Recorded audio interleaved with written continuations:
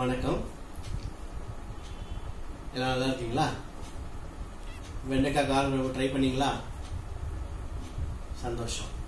இன்னைக்கு நம்ம பார்க்க போகிறது பனீர் யூஸ் பண்ணி ஒரு பொடி மாஸ், பனீர் புர்ஜின்னு சொல்லுவாங்க. நான் அதை பனீர் பொடி மாஸ் சொல்கிறேன். சவுத் இந்தியன் ஸ்டைலில் அதை நம்ம பண்ணி பார்க்கலாம். ஓகே, இப்போ நம்ம வந்து பனீர் பொடி மாஸ் பண்ண போறோம். பனீர் பொடி மாஸ் பண்ண போறோம். அதுக்கு தேவையான பொருட்களை முதல்ல பார்த்துடலாம். நம்ம வீட்லயே பனீர் பண்ண போறோம். அதுக்கு தேவையானது ரெண்டு 1/2 லிட்டர் பால் பாக்கெட்டு. ஒரு 1/2 லிட்டர்ல வச்சு பண்ணீங்கன்னா ஒரு 4 பேர் சாப்பிடலாம் நல்லா தாராளமா. இது 2 பேக்கெட் பண்ணும்போது 8 பேர் நல்லா தாராளமா சாப்பிடலாம். உப்பு, கல் உப்பு இடிச்சு வச்சிருக்கேன். வெங்காயம் ஒரு 3 வெங்காயம், 8 பேருக்குன்னும் போது ஒரு 3 வெங்காயம் போட்டிருக்கேன். ஏன்னா வெங்காயமும் ஒரு இம்பார்ட்டன்ட் இன்கிரீடியன்ட் இதுல. தக்காளி 2 தக்காளி கட் பண்ணி வச்சிருக்கேன். கேப்சிகம் ஒரு கேப்சிகம் கட் பண்ணி வச்சிருக்கேன். கொஞ்சம் ஒரே ஒரு பச்சை மிளகா கட் பண்ணி வச்சிருக்கேன். அப்புறம் கொஞ்சம் கொத்தமல்லி. இங்க பாத்தீங்கன்னா மஞ்சள் கொஞ்சம் ஒரு டீஸ்பூன் மஞ்சள், ஒரு 1/2 டீஸ்பூன், ரெண்டு 1/2 டீஸ்பூன் மிளகாத்தூள், ஒரு பிஞ்ச் கரம் மசாலா, சோம்பு, எண்ணெய். அப்புறம் இந்த பனீர் பண்றதுக்கு முக்கியமான தேவை வந்து இந்த ஒரு லெமன்.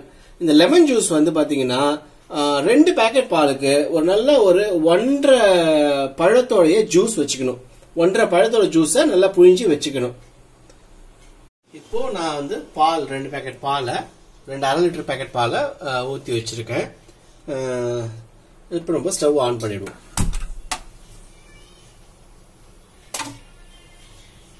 இப்போ இந்த பால் வந்து ரொம்ப நல்லா காஞ்சி பொங்கி வரணும்னு அவசியம் இல்லை. ஒரு 4 நிமிஷத்துக்கு அப்புறம் ஒரு மாதிரி ஒரு பொங்கலோட ஸ்டார்டிங் கொஞ்சம் நிறைய வரும் இல்லையா, அந்த ஸ்டேஜ்ல என்ன பண்ணணும் நான் சொல்றேன். ஸோ இப்போ அந்த ஸ்டேஜ் வரைக்கும் கொஞ்சம் வெயிட் பண்ணலாம். இப்போ பாருங்க, இப்போ பாத்தீங்கன்னா அந்த ஒரு நுரைக்கிற ஸ்டேஜ், அந்த பொங்குற ஸ்டேஜ் வந்திருக்கு. அப்போ என்ன பண்ணுங்க, ஸ்டவ்வை சிம் பண்ணிடுங்க. ஸ்டவ்வை சிம் பண்ணிட்டு இப்போ நம்ம வச்சிருக்கிற இந்த எலுமிச்சை ஜூஸ் எடுத்து ஜஸ்ட் பொறுமையா ஆட் பண்ணுங்க.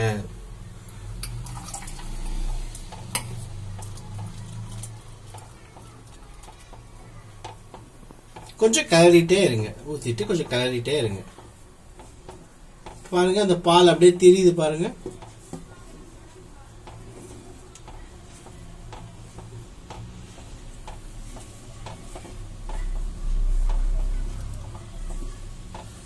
பால் நல்லா திரியணும். தண்ணி தனியா, பால் தனியா, அந்த திரி, அந்த பால் திரி தனியா தவறும். அது வரைக்கும் கொஞ்சம் கலக்கிடுங்க. கலக்கிட்டு கொஞ்சம் வெயிட் பண்ணுங்க.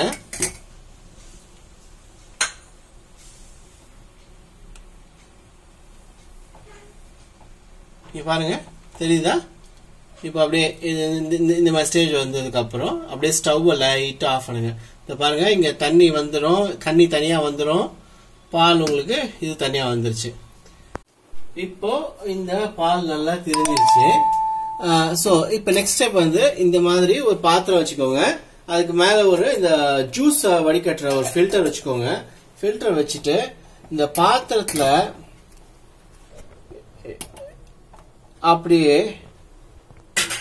எடுத்து அந்த ஜூஸ் ஃபில்டர்ல ஜஸ்ட் ஊத்துங்க.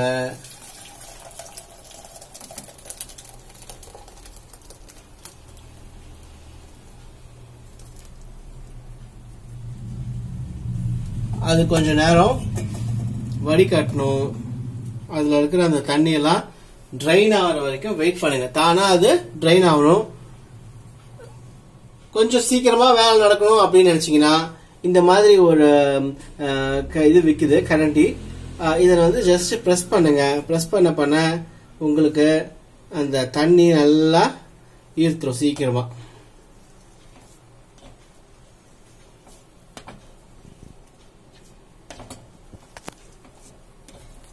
இப்போ இது தண்ணி ஃபுல்லா வடிகட்டணும். தண்ணி இதை வடிகட்டுற வரைக்கும் நம்ம மசாலா பண்ண போவோம். இதுக்கு மசாலா பண்ண ஆரம்பிச்சிடலாம். ஸோ மீன் டைம் இதை அப்படியே விட்டுட்டு தனியாக எடுத்து வச்சிருங்க. ஒரு பாத்திரம் போட்டு ஒரு தட்டு போட்டு மூடிடுங்க.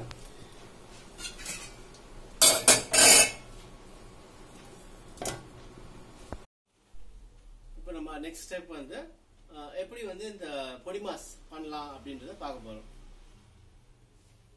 இந்த மாதிரி நான் சொன்ன மாதிரி இந்த மாதிரி ஒரு கடாய் எடுத்துக்கோங்க. இந்த மாதிரி கடாய் கிடைச்சதுன்னா ரொம்ப பெட்டர், நல்லா இருக்கும். இப்போ வந்து ஸ்டவ் ஆன் பண்ணிக்கோங்க.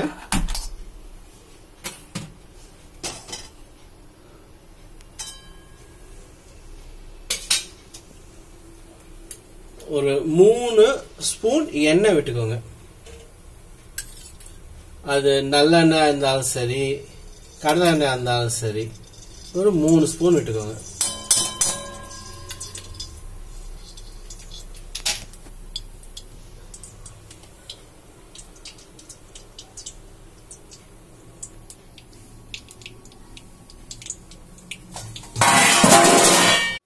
எண்ணெய் நல்லா காஞ்சிருச்சு. இப்போ எண்ணெய் நல்லா காஞ்சிருச்சு.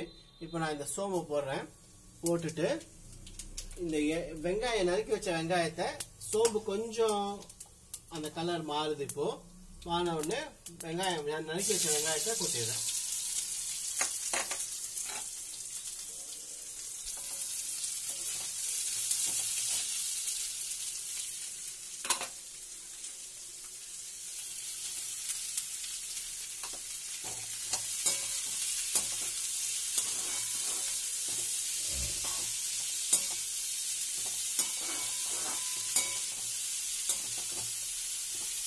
வெங்காயம் நல்லா பொன்னிறமா வதங்கணும்.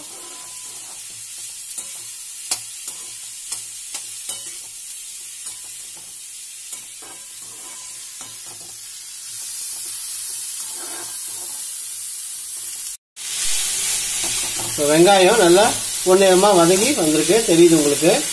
இப்போ இந்த ஸ்டேஜில் இந்த நறுக்கி வச்ச அந்த ஒரு மிளகாய், அந்த மிளகாயை போட்டுக்கிறேன்.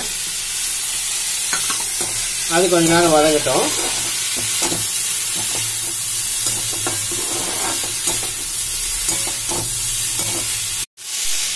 ஸோ இப்போ வந்து தக்காளி போட்டுருவேன். 2 தக்காளி வெட்டி வச்சுக்கிறது. தென் கேப்சிகம், ஒரு கேப்சிகம் அதையும் போட்டுறேன்.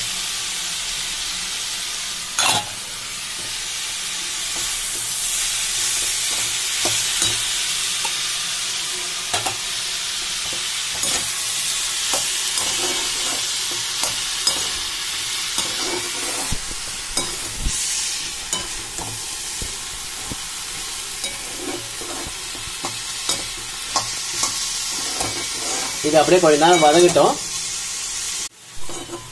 ஸோ இப்போ நல்லா வதங்கி இருக்கு. இப்போ வந்து நான் என்ன பண்ண போறேன்னா லைட்டா உப்பு போட போறேன். தேவையான அளவுக்கு உப்பு. இது நான் ஆல்ரெடி நுணுக்கி வச்சிருக்கேன். கல் உப்பு நான் சொன்ன மாதிரி இது நுணுக்கி வச்சிருக்கேன். ஏன்னா அப்பதான் ஈஸியா மிங்கிள் ஆகுன்றதுக்காக, நல்லா எல்லாத்துக்கூடயும் சேருன்றதுக்காக. ஸோ இதை நான் தேவையான அளவு, எனக்கு தேவையான அளவுக்கு போட்டுக்கிறேன். உப்பு நீங்க தான் பார்த்து போட்டுக்கணும். இதுல எதுவும் அளவுலாம் கிடையாது. ஏன்னா நான் ஒரு அளவு சொல்லுவேன், அது உங்களுக்கு பத்தாது, அது மாதிரிலாம் இருக்கும். உப்பு தேவையான அளவுக்கு ஜென்ரலா சொல்றது.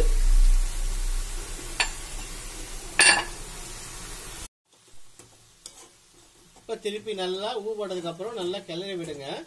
கிளறிட்டு இருக்கும் போது என்ன பண்றீங்கன்னா, நம்மளுக்கு இப்ப அந்த எடுத்து வச்சிருக்கோம் இல்லையா, அந்த மஞ்சள் தூள், நான் முன்னாடியே அளவு சொல்லியிருக்கேன்.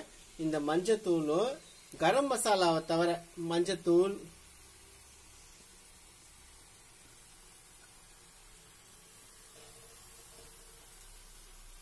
அதுக்கப்புறம் மிளகாத்தூள்,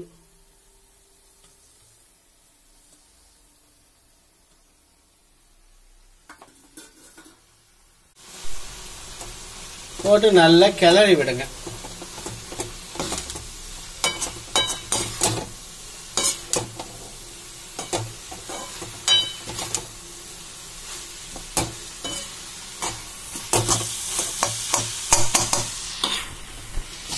போட்டாச்சு, மஞ்சத்தூள் மிளகாத்தூள்லாம் போட்டாச்சு. இப்போ அது கொஞ்ச நேரம் வதங்கணும். இந்த நேரத்தில் கொஞ்சம் தண்ணி விட்டுக்கலாம். நீங்க வந்து இப்ப இந்த பன்னீர் பண்ணீங்க இல்லையா, பன்னீர் பண்ணும்போது ஃபில்டர் ஆச்சு இல்லையா, அந்த தண்ணியை வேணாலும் சேர்த்துக்கலாம். இல்ல எனக்கு அது வேண்டாம் அப்படின்னு சொன்னா நம்ம சாதாரணமா குடிக்கிற தண்ணியை கூட யூஸ் பண்ணிக்கலாம். நான் வந்து இப்போ அந்த வடிகட்டின தண்ணியை கொஞ்சம் லைட்டா போட்டு போறேன்.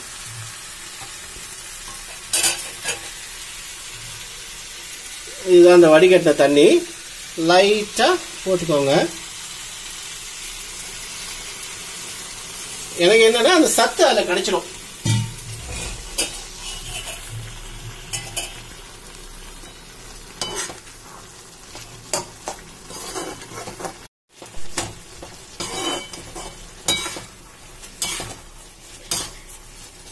நல்ல வாசனை வருது இப்போ.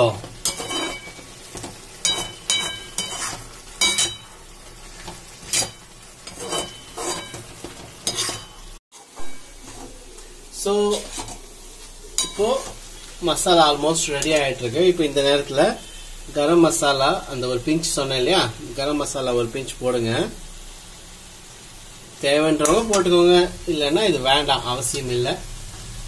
ஒரு பிஞ்ச் போட்டுட்டு, அது ஒரு பிஞ்ச் தான், திருப்பி நல்லா கிளறி விடுங்க. ஸோ இப்போ பார்த்தீங்கன்னா இந்த மாதிரி ஒரு ஸ்டேஜ் வந்திருக்கும். நல்லா வெங்காயம், தக்காளி, கேப்சிகம் எல்லாம் ஜெல் ஆகி ஒரு நல்ல நைஸ் அரோமா, நல்ல வாசனை கொடுக்குது. இந்த ஸ்டேஜில் நம்ம வடிகட்டி வச்சிருக்க பன்னீர் எடுத்து நான் வச்சிருக்கிறேன். வடிகட்டினதுக்கு அப்புறம் இந்த மாதிரி இருக்கும். இதை எடுத்து நல்லா சுத்தி போட்டுருங்க.